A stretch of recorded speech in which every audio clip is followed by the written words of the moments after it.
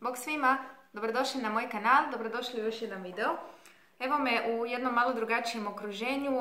Kao prvo ispričavam se na svjetlosti, trenutno je večer. Vjerojatno ću uploadati ovaj video čim ga snimim, ali htjela sam baš iskreno snimiti ovaj video bez obzira na osvjetljenje i bez obzira na sve. Ako vam je teško gledati, jednostavno samo me slušajte. Dakle, nalazim se u novom okruženju, malo sam htjela na neki način poboljšati svoju pozadinu, na svjetlosti ćemo još poraditi, ali mislim da je znanje ono što zaista vrijedi. Danas obrađujem jednu temu i pričat ću vam o jednoj temi koja je izrazito zanimljiva i možda bude na neki način vrlo korisna nekima od vas, a to je kako nadvladati strah od usmenog ispitivanja. Znam da mi je jedna cura postavila ovo pitanje na privatnu poruku i izrazila mi je da bez obzira na to koliko dobro nauči neko gradivo, koliko dobro se spremi, uvijek ju sabotira na neki način i spriječava u ostvarenju uspjeha kojeg je možda zaslužila na temelju svoga rada, zapravo ju spriječava taj strah od usmenog ispitivanja.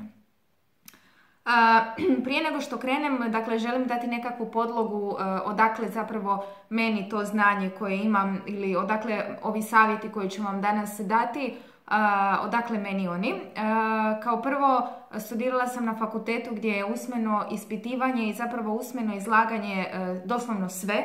Dakle, ako ne znaš, ako nisi uspješan u usmenom izlaganju, u pričanju, pripovjedanju, komunikaciji, sigurno nećeš moći biti niti dobar učitelj. Tako da je to prva od nekakvih stvari koje sam morala naučiti i morala sam se s njima nositi. Srećom, meni nije bio to nekakav veliki problem, unatoč mojoj sramežljivosti i povučenosti, kada je došla situacija da na neki način prezentiram svoje znanje, prezentiram svoj rad, uvijek je to bilo na vrlo visokom nivou.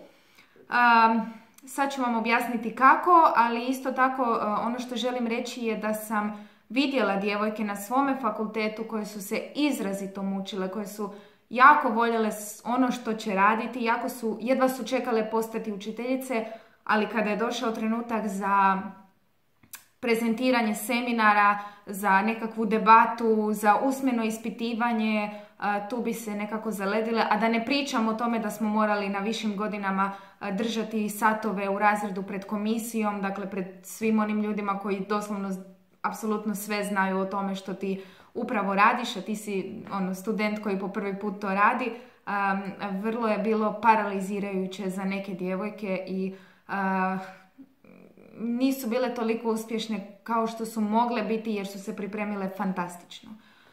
Druga stvar koju želim reći je da sam pohađala jedan kratak tečaj u jednoj udruzi koja se zove Potencijal u Rijeci. Na to sam se uključila i to sam pohađala, pa nije bio zapravo vrlo kratak, trajao je nekih pola godine, trajao je on i duže ili čak možda čitavu akademsku godinu, ali s obzirom da sam se tamo upisala dok sam bila apsolvent, nekako kad je počelo to pisanje diplomskog rada, onda sam se malo po malo isključila iz toga jer sam se morala vratiti natrag doma. Ali da, jedan duži period od par mjeseci ja sam pohađala tu radionicu na neki način gdje smo bili svi u grupi i zapravo smo radili i učili o tim nekakvim psihološkim, psihičkim aktivnostima i procesima koji nas na neki način možda koče da ostvarimo svoj maksimalan uspjeh i da ostvarimo svoj potencijal. Tu su bile djevojke koje su zaista iznosile svoje priče, koliko ih strah sabotira, tu smo razbijali nekakve prepreke, jako sam puno naučila o tome. Iako ja osobno nisam imala problem s time, ali sam puno naučila slušajući druge djevojke i slušajući zapravo psihologinju koja nam je držala te radionice i pedagoginju koja joj je bila suradnica. Tako da mogu reći da imam jedno određeno iskustvo o tome kako izaći na usmeni ispit, kako ne dozvoliti da vas strah paralizira. Treća stvar koju želim izrazito naglasiti to je da ja nisam stručnjak za svakog od vas. Dakle, ja mogu dati nekakve savjete, nekakve smjernice, možda čak i motivaciju da počnete raditi na sebi, ali svatko od vas je individua sama za sebe i Svatko od vas mora raditi na sebi. Vi najbolje znate što vas koči, što vas paralizira, čega se bojite i zapravo na tome treba raditi. Dakle, to je moj prvi i osnovni savjet što se tiče straha od usmenog ispitivanja. Počnite raditi na sebi. Dakle, prvo i osnovno morate znati gdje leži vaš strah, čega se točno bojite. Postoji različite vrste ljudi. Neki se boje iz razloga što nisu spremni. Dakle, strah proizlazi iz toga, ajme meni znam da nisam spreman, nisam naučio, nisam učio uopće ili sam učio, ali ne dovoljno. Dakle, taj strah proizlazi iz zapravo straha od neznanja, iz nedovoljne pripremljenosti. Drugi tip straha je onaj strah kojeg je malo teže riješiti, a to je zapravo onaj strah koji zapravo proizlazi iz naših psihosomatskih i psiholoških procesa, a to je nekakav iracionalan, jer to je sve iracionalan strah, neće vam se apsolutno ništa dogoditi na tom usmenom ispitivanju, ali postoji jedan iracionalan strah da ćeš se osramotiti. Čula sam puno cura koje zapravo paralizira taj strah od toga što ako kažem neku glupost, što ako mi se drugi počnu smijati, pa čak i ako se radi o nekakvoj stručnoj komisiji koja se sigurno neće smijati, što ako mi se budu smijali, što ako kažem neku glupost, što ako to što znam nije točno. Dakle, taj strah nas toliko paralizira da i ono u što smo sigurni više zapravo nismo sigurni je li to točno ili možda ipak nije. I treći strah je strah koji proizlazi iz sramežljivosti. Dakle, jednostavno to je nešto što je isključivo psihološki proces i na čemu puno treba raditi. To je strah koji nas paralizira zato jer se bojimo na neki način biti u centru pažnje. Jer kada je situacija usmenog ispitivanja, bilo da se nalazite u srednjoj školi ili osnovnoj školi pa se morate ustati i odgovarati pred cijelim razredom i pred profesorom, ili recimo ako ste na fakultetu pa kao što sam ja imala situacije, ulazite u neku prostoriju gdje vas čeka čitava komisija i onda zapravo ste vi u centru pažnje i svi ti stručnjaci gledaju u vas i očekuju vaš odgovor. Dakle, postoji nekoliko, čak i više od ovoga što sam ja nabrojala, vrsta straha i razloga zapravo za taj strah. Ali ono što je zajedničko svemu ovome, to je taj osjećaj paraliziranosti. Dakle, u toj situaciji kada ti trebaš izreći sve ono što si radio, sve ono za što si se mučio, što si čitao, što si učio, ti zapravo ne možeš zbog tog straha realizirati. I zapravo neki profesori dobiju dojam kao da niste uopće spremni, kao da niste uopće radili, a vi iz tog straha tek onda ne možete iskazati svoje znanje ili ne možete objasniti da zapravo zbog toga vi ne možete izreći svoje znanje. Sad kad smo objasnili što je zapravo strah, odakle zapravo taj strah od usmenog ispitivanja proizlazi, sada bismo mogli prijeći na nekakva potencijalna, neću reći rješenja, jer mi svaki zapravo trebamo naći rješenje sami za sebe. Ništa od ovoga što ja kažem nekome možda neće uopće značiti, a nekome će značiti cijeli svijet, sve. Tako da uzmite ovo sa dozom onako mudrosti i pokušajte prilagoditi sami sebi i svojoj vrsti straha. Prvo i osnovno, krenut ću od one prve cjeline, a to je neznanje i nedovoljna pripremljenost. Molim vas, ako već imate strah od usmenog ispitivanja, ako već znate da se u takvoj situaciji paralizirate, onda vi morate napraviti sve što je u vašoj moći da budete apsolutno spremni za to ispitivanje.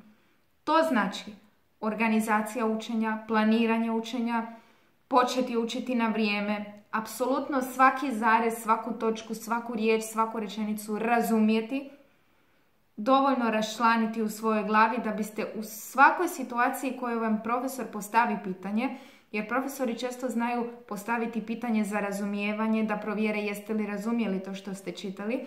Dakle, vi morate biti 150% spremni. Postoje ljudi koji pročitaju neko gradivo, otprilike ga onako shvate u svojoj glavi, ali ga znaju toliko dobro verbalno objasniti na usmenom ispitivanju da to zvuči kao da su se pripremali 50 dana prije ispita. Ako vi nemate tu sposobnost i znate da vas strah paralizira, onda vi morate otkloniti neznanje i nepripremljenost. To je prvo i osnovno. Okay? Dakle, to je prvo i osnovno. Otkloniti neznanje, otkloniti nepripremljenost. Ako vi na taj strah još se vidi da i ne znate neke osnovne činjenice, znači to je katastrofa, to je dno dna. Tada profesor apsolutno niti ne mora imati razumijevanja za vas i za vaš problem i vaš izazov, jer zapravo se pokazalo da se uopće niste potrudili. Ako je profesor pravi, onda ćete s njime moći nakratko porazgovarati, objasniti svoju situaciju, eventualno možda pronaći neke druge načine za odgovaranje tog gradiva ili će vas profesor možda malo više razumjeti, ali u svemu tome sve to mora biti potkrijepljeno znanjem i trudom. U redu? Dakle, to je prva i osnovna stvar. Druga stvar, to je ono što sam i ja prošla, odnosno ono što sam vidjela da je pomoglo drugim osobama, s obzirom da ja nisam imala takav izazov.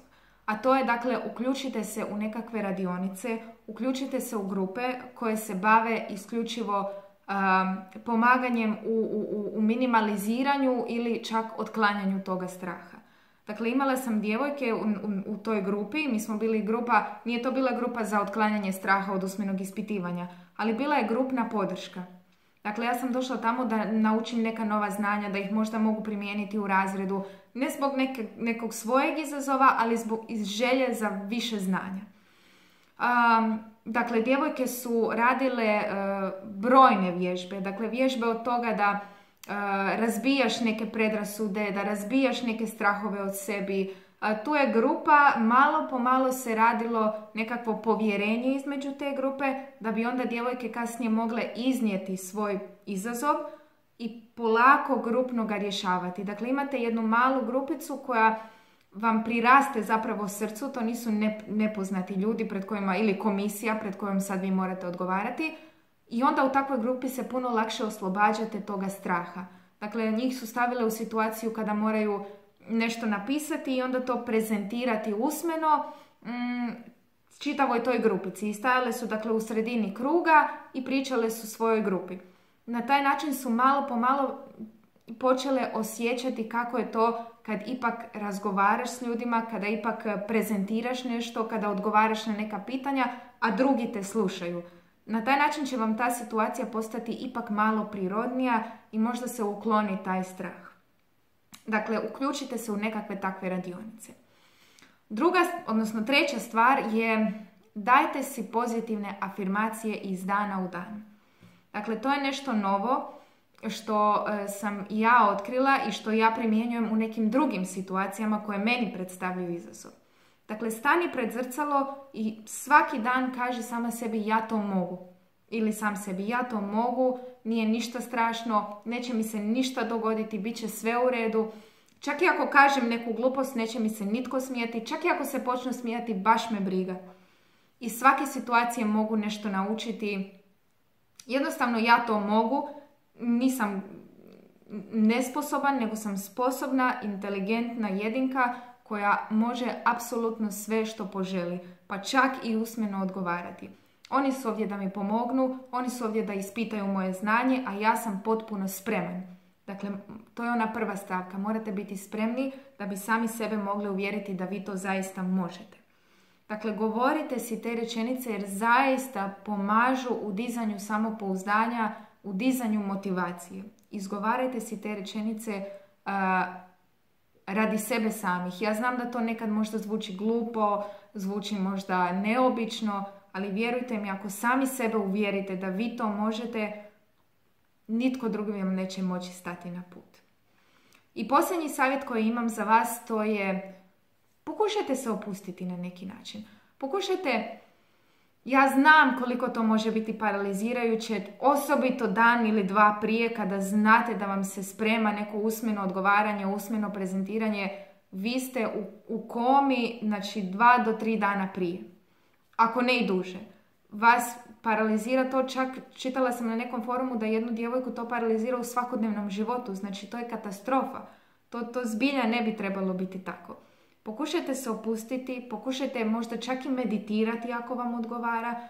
ako ništa drugo, onda pokušajte sa disanjem. Dakle, ja sam čula taj savjet kad sam bila na 3. godini fakulteta, kad me čekalo usmeno odgovaranje kod jedne izrazito zahtjevne profesorice. Dakle, čula sam da zbilja puno traži, da moraš biti perfektno spreman da bi uopće prošao, a kamoli dobio nekakvu ocjenu. I strašno sam se bojala tog ispitivanja. I taj trenutak, dakle, ja sam morala ući u prostoriju, u njezin ured i, dakle, pred komisijom odgovarati sa još jednom svojom kolegicom. To čekanje ispitivanja je bilo nešto najgore u mom životu. I pogodite što se dogodilo. Dakle, dobila sam savjet da na neki način neutraliziram taj strah disanjem. Dakle, ja sam otišla u jednu predavaonu koja je bila potpuno prazna. Bila sam strašno nervozna, strašno uznemirena. Sjela sam, zatvorila oči i duboko disala. Dakle, duboki udah na nos i izdah na usta. To vam donosi kisik ne samo u mozak, nego u cijelo tijelo i cijelo tijelo se zbilja na taj način opušta. Zbilja funkcionira. Ne moram uopće ni reći, moja podloga je bila fantastična. Ja sam taj predmet naučila 150%. Okay? Ja sam bila spremna. Dakle, meni je bilo dovoljno sjesti u praznu prostoriju, zatvoriti oči i duboko disati da bi se smirila, ušla u njezinu prostoriju i odgovarala toliko dobro da kad sam završila sa svojim usmenim odgovorom, ona je stala, napravila pauzu i rekla wow. Evo, najstroža možda profesorica i najzahtjevnija stala je i rekla je wow, ovakav odgovor nisam čula odavno. Čak je pričala još poslije onima koji su ušli poslije mene kako je bilo to odgovaranje. Tako da, molim vas, napravite podlogu znanja, a onda uključite se u grupe, uključite se u radionice, gledajte videa na YouTube-u, pokušajte se smiriti na koji god. Meni je pomagala glazba. Ja sam, dok sam se vozila u autobusu, upalila sam glazbu i slušala nekakvu motivirajuću glazbu. Ne znam, Eminem, ona pjesma Lose Yourself, ta mi je bila valjda himna bilo kakvog nekakvog velikog kolokvija, ispita, usmenog ispitivanja, prezentiranja, držanja sata, bilo čega. To mi je bilo nabrijavanje, motivacija na najjače. Dakle, samo malo, neko me zove. Uključite se u takvu grupu, ako ne ide ni na taj način, pokušajte meditirati, duboko disati i govoriti sami sebi svaki dan da vi to možete. Vjerujte mi, dat će rezultate. Ako zaista ne ide, molim vas, na sami kraj ovog videa nemojte uzimati nikakve tablete za smirenje. Nemojte uzimati tablete jer to je samo kočenje. Ja znam da to studenti rade, svjedočila sam to na kampusu, dakle ljudi su pričali o tome, ljudi to rade. Molim vas, postoji toliko načina, ako treba potražiti čak i profesionalnu pomoć, pokušaj i na taj način. Tablete zaista samo koče, prividno i trenutno koče tu reakciju koju vi imate. Čak postoji šansa da vas toliko sabotiraju i onemoguće da zapravo budete sposobni pronaći onu informaciju koju ste učili za taj ispit. Tako da to nije rješenje, to nije nikakvo rješenje, čak ni trenutno, jer vas čak može sabotirati još i gore nego da ste zaista prisutni u tom trenutku. Molim vas, pišite mi, ako imate neki drugi savjet, pišite, pomozite ispod drugima, ja ću rado podijeliti vaše savjete i hvala vam puno na gledanju i vidimo se u nekom sljedećem videu. Molim vas, sretno i opušteno dalje u nove pobjede. Bog!